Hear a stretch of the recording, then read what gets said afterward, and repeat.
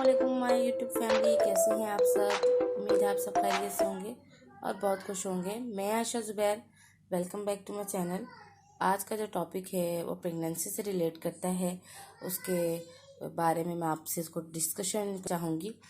तो उस पर वीडियो स्टार्ट करते हैं। तो प्रेगनेंसी 3 मरहलों में डिवाइड होती है। तो जो फर्स्ट है वो फर्स्ट ट्राइमेस्टर के जो कहलाता है वो फर्स्ट वीक से लेके आपका 12 वीक्स तक होता है। और फिर उसके बाद जब सेकंड ट्राइमेस्टर आता है तो वो 12 वीक से लेके आपका 26 वीक तक होता है।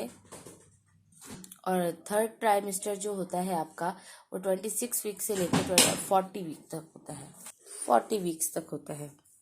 हर ट्राइमेस्टर की कॉम्प्लिकेशंस अलग होती हैं, डिफरेंट बिटवीन होता है। हर औरत की कंडीशन अलग होती है और उसमें अलग प्रिकॉशंस होती हैं, अलग उनका तरीका कार, हर डॉक्टर अलग तरीके से उनको करता है कि हर औरत को एक ही तरीके की दवाइयाँ, एक ही तरीके के सिम्टम्स नहीं होते।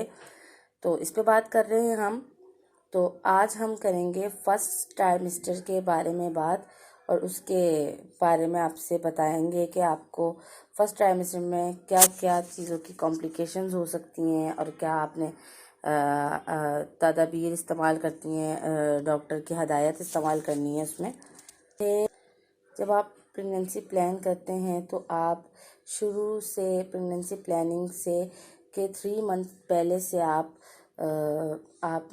फॉलिक एसिड का इस्तेमाल करना शुरू कर दें। फॉलिक एसिड बहुत ज़्यादा महंगी नहीं आती, बहुत सस्ती पड़ती है और बहुत छोटी सी गोली होती है। आप अपने इसको रूटीन में शामिल कर सकते हैं। रोज़ दिन में, पूरा दिन में आपको एक लेनी होती है। और फॉलिक एसिड बहुत अच्छी है आपके बेबी के लिए, क्योंकि शुरू में जब आप प्रेगनेंसी प्लान करते हैं, 3 मंथ्स बाद जब आप कंसीव करते हैं या 4 मंथ्स बाद या आप जल्दी कंसीव कर लेते हैं, तो ये आपके बेबी के लिए, आपके बेबी के ब्रेन के लिए, स्पाइनल कॉर्ड के लिए, आपके बेबी के सेल्स के लिए बहुत अच्छी होती है। शुरू में आपके बेबी की ग्रोथ नहीं होती, आपके बेबी के सेल डिवाइडेड होते हैं।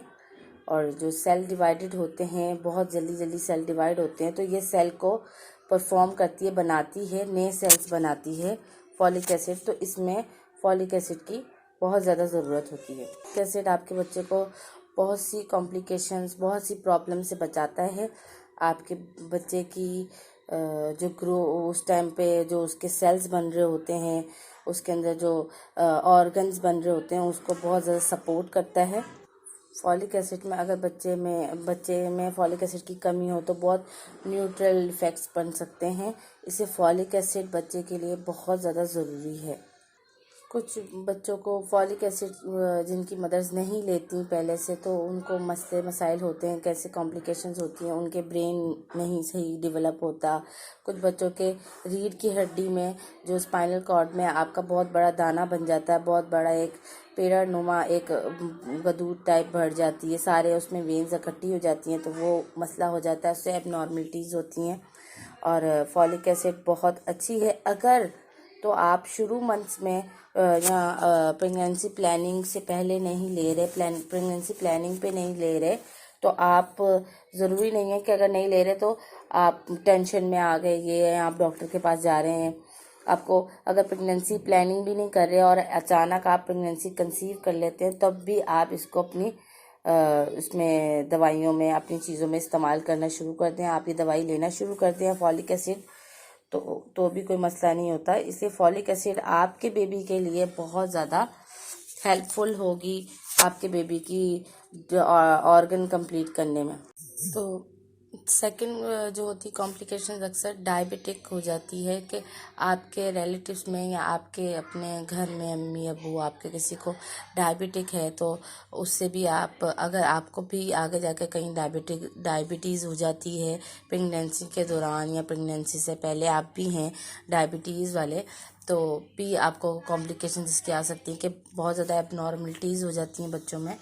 तो अगर तो आपको इस चीज़ का मसला है या आपकी फैमिली में है किसी को, तो आप प्रेगनेंसी के फ़ौरन बाद आप अपना डायबिटीज़ चेकअप करवाएं, इसके दवाई लें, इसके बारे में जानें। और अपनी इस चीज़ को सही करें, क्योंकि इससे भी बहुत ज़्यादा मिसकैरेजेस होते हैं लड़कियों को, लेडीज़ को, और जो है उससे बच्चे में एबनॉर्मलिटीज़ भी होती हैं। सही है। और जो थर्ड है हमारा कि जो स्मोकिंग करते हैं हमारे इर्द गिर्द लोग, जैसे हमारे हबी हो गए, हस्बैंड हो गए, या हमारे भाई या हमारे अब्बू या कोई भी रिलेटिव हमारे घर में कोई फंक्शन है तो आया है और वो स्मोकिंग कर रहा है, तो वो हमारे लिए बहुत ज़्यादा, हमारे बेबी के लिए अनहेल्दी है। तो इसकी वजह से आप उनको बोलें कि अगले कमरे में जाके या दूसरे कमरे में या आप खुद ही फिज़ा में जाके स्मोकिंग करें। आप मेरे पास या मेरे इस जगह से आप दूर चले जाएं कि आपको इसकी खुशबू या इसकी जो स्मेल होती है वो महसूस ना हो।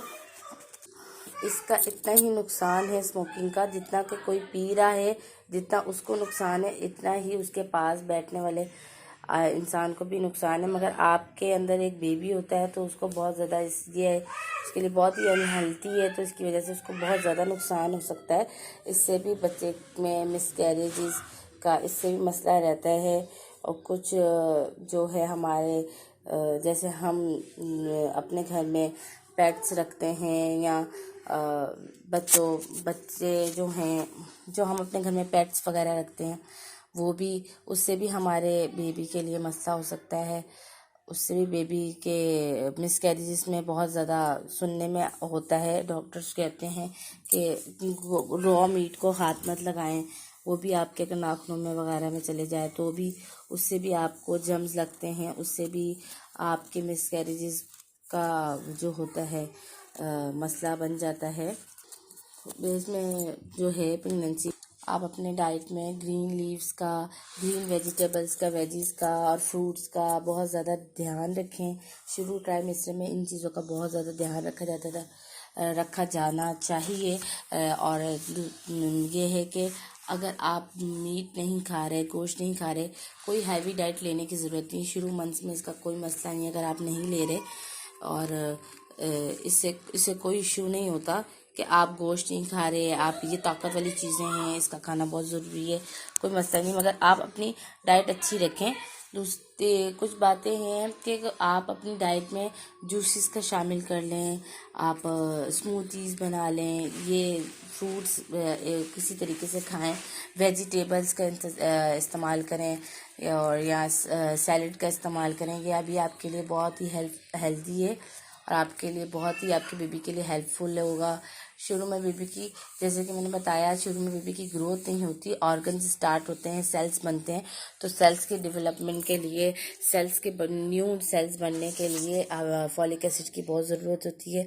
तो आप अपने जो डाइट में फॉलिक एसिड के साथ साथ आयरन का इस्तेमाल करें, कैल्शियम का इस्तेमाल करें। ये 3 चीज़ें जो हैं आपके लिए बहुत ज़्यादा हेल्पफुल रहेंगी आपकी पूरी प्रेगनेंसी, डॉक्टर्स देते हैं। मगर जो फर्स्ट ट्राइमेस्टर है इसमें आपको अपने आप बहुत ज़्यादा ख्याल रखना पड़ता है। शुरू ट्राइमेस्टर में आप बहुत ज़्यादा सीढ़ियाँ मत चढ़ें ना, बहुत ज़्यादा चढ़ें ना, बहुत ज़्यादा उतरें। आप अकड़ू मत बैठें, मीन्स के टांगों के बल, घुटनों के बल या पाँव के बल बहुत ज़्यादा मत बैठें। इससे भी ज़ोर पड़ता है आपके यूट्रस पे, और तो ये आपके लिए बिल्कुल नहीं अच्छा, और ना ही आपके बेबी के लिए। और जैसे कि बेवरेजेस वगैरह हैं, ये जो मशरूबात हैं, पेप्सी हो गई, कोल्ड ड्रिंक्स वगैरह, 7 अप, ये चीज़ें, ये आपके बेबी के लिए बहुत ज़्यादा हार्मफुल हैं, ये आप नहीं ले सकते अपने उसमें। इसमें कैफ़ीन हो गई, अल्कोहल हो गया, ये आपके लिए बहुत बहुत नुकसानदेह है, तो इससे अवॉइड करें। जैसे कि चाय भी आप अपने जो है रूटीन में जैसे आपकी शामिल होती है, तो इसको भी बहुत ज़्यादा कम कर दें। अगर आप छोड़ नहीं सकते तो बहुत ज़्यादा कम कर दें, इसका कम इस्तेमाल करें।